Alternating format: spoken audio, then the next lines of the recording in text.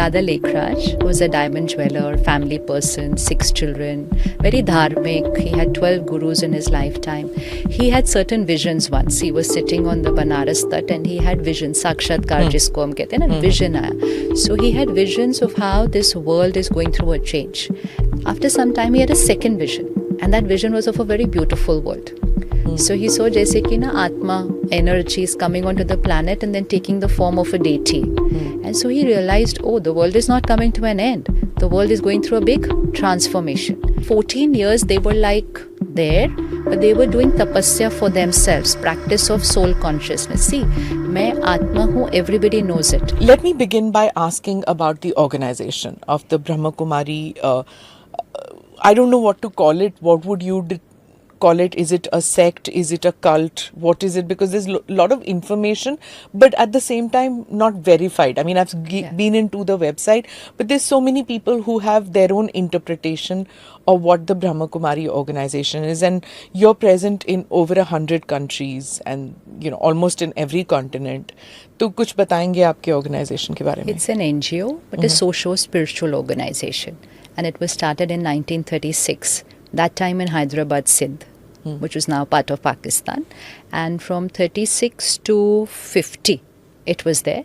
And 1950, it shifted to Mount Abu, which is the headquarters even till today. It was started by... Mount Abu in Rajasthan, just in case... Mount Abu in Rajasthan, sorry. No, that's perfectly fine. Yeah. Yes, ma'am. So, Dada Lekhraj, who was a diamond jeweler, family person, 6 children, very dharmic. He had 12 gurus in his lifetime. He had certain visions once. He was sitting on the Banaras Tat and he had visions, साक्षात्कार जिसको हम कहते हैं ना, vision आया. So he had visions of how this world is going through a change. And at that time, we're talking of 1936, even before the Japan World War. Okay. So us time he had a first vision was of war in which there was a lot of loss, lot of damage. Second vision he had was of civil war, which is a religion-based war. Achha. And third vision he had was of natural calamities. So उनको बस ऐसे एक दिन तट पर बैठे हुए ना ये सब ऐसे दिखाई दिया, and he felt as if everything is, coming to an end. He thought like, what's the purpose of life? ये तो सब खत्म हो रहा है जैसे. And he was very, very well to do, but then he just wrapped up everything that day. It was like a vairag. As if ये तो सब खत्म हो रहा है. Then why are we working? I need to just work on myself and, introspect. So he just finished off his partnership with, and he said, बस मुझे कुछ नहीं चाहिए. अब जो बनता है तुम दे दो, बस मुझे नहीं करना अब कुछ भी. And then he went into introspection. He was just sitting alone, introspecting, soul. Atma who he was writing, reading. After some time he had a second vision, and that vision was of a very beautiful world. So he saw जैसे कि ना आत्मा, energy is coming onto the planet and then taking the form of a deity. And so he realized, oh, the world is not coming to an end. The world is going through a big transformation. And then he realized that this is not, because he couldn't understand कि ये कौन उनको दिखा रहा है, ये कैसे हो रहा है. Again he went into a lot of introspection, and then suddenly he was being used as an instrument to give this gyan. He could feel it, that it's not him. उनको तो नहीं आता था. So we call him our first student. We don't call him a teacher. We don't call him definitely not a guru. It was like the first student. So he was studying. And then the others who were there, they started coming and everybody started studying. So they started from 1936 was the Sakshatkar. People started coming, let's say, from 1937. Sisters, girls and mothers started coming more. Community was more Sindhi at that time, Sindh, Pakistan. And most of the men were abroad, Hong Kong and that area for business. So it was more the women folk who were coming there initially. Of course, there were men also.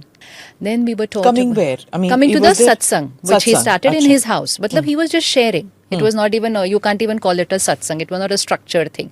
वो जो उनको मिल रहा था, he was just sharing. So people started coming and listening. But what was happening was when they were coming, ना उनको भी vision हो जाता था. They would also just see either a point of light or they would get a vision of the golden age, the Satyug, without knowing anything about it and without understanding that what is happening. But they would just get a vision and they could feel that energy which was giving them a lot of peace and power.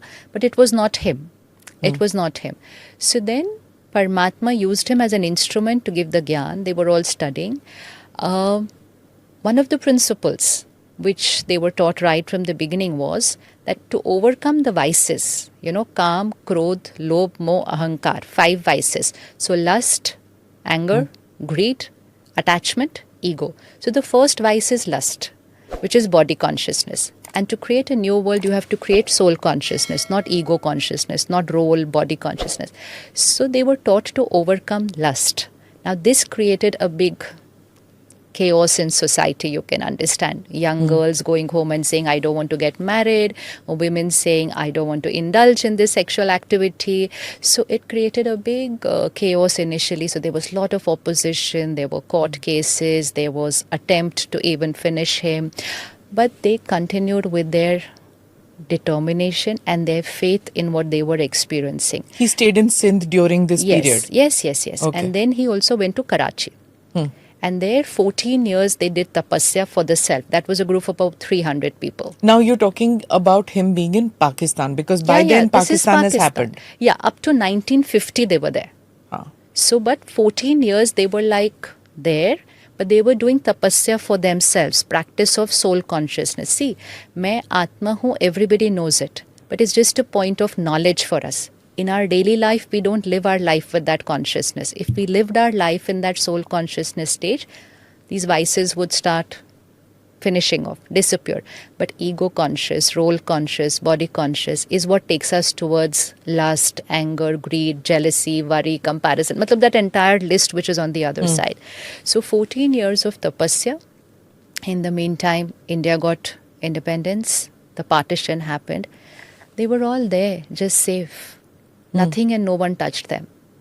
And you come out 1950 and they just shifted to Mount Abu then. That was also a trans message कि Mount Abu जाना है. कौन आया था उस वक्त? सारे के सारे आ गए थे? All. The entire group of 350. Okay. The entire group of 350. They shift. They came by ship. They all came, सब सामान मुंबई भी में आके फिर वहाँ से नहीं, not Mumbai. कराची. ओखा ओखा, गुजरात. गुजरात, वो जामनगर के पास जो है, ओखा पोर्ट. वहाँ से फिर आए Mount Abu, and since then Mount Abu is the headquarters of the organization. And then धीरे धीरे that group of 350, after another 3-4 years more of tapasya there, then they went out into groups in the city, which means 2 sisters would go to Delhi, 2 would go to Mumbai, 2 would go to Kanpur. Some families had also shifted here, no? Their families, they invited them. And then that satsang started in those cities, towns. And now it's there in 137 countries. You spoke about more women coming क्योंकि the men were going व्यवसाय के लिए बाहर जाते हैं, तो more women come to which is visible even to date. No. There are more women, not just your organization. I'm saying in general organization, I would think more women have the time and... Here it's not like that. But okay. Here, but the one thing that is there is women are the administrative heads right from the beginning. Okay. Even that time, Brahma Baba, whom we call Brahma Baba, he gave his entire wealth, made a trust of 8 sisters and surrendered everything. Why sisters? That's what I wanted to know. That is what the trans message was: keep women in the front. Women in the front in 1937, where women were, just closed indoors. They didn't even have a choice of there what they were was no to do. religion that I can think of, or no cult or no sect of any religion which had women as administrators and propagators. To some extent, I think the Buddhists sent out women to East Asia and all for propagating the religion, but I can't think of any other sect which had women. This was from 1937. Sisters were in the front, and that's why the name is Brahma Kumaris.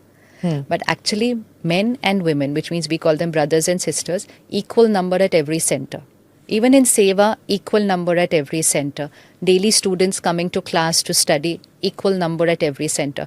But running the center, running every center, and the administrative head of the organization, they are not spiritual heads. They are called administrative heads.